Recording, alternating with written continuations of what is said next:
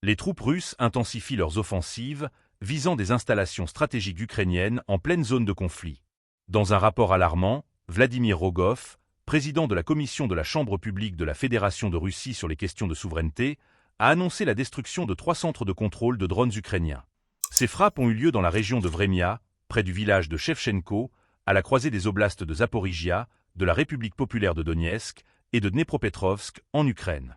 Rogov a déclaré que les forces russes avaient mené des bombardements aériens ciblés sur ces centres, soulignant l'importance stratégique de ces installations pour les opérations militaires ukrainiennes.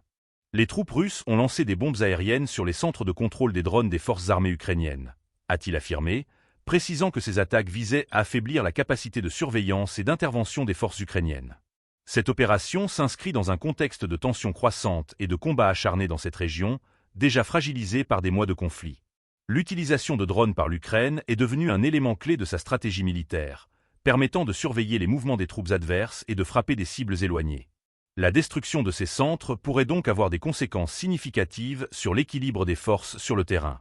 Les déclarations de Rogov s'inscrivent également dans une campagne de communication visant à renforcer le moral des troupes russes et à justifier les opérations militaires en cours.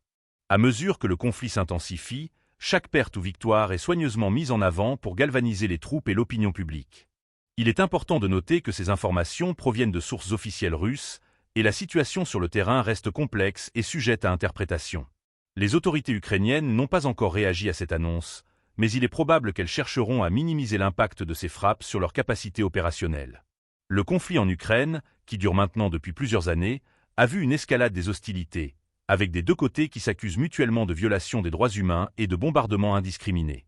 Les civils continuent de souffrir des conséquences de cette guerre, avec des milliers de personnes déplacées et des infrastructures essentielles souvent réduites en ruines.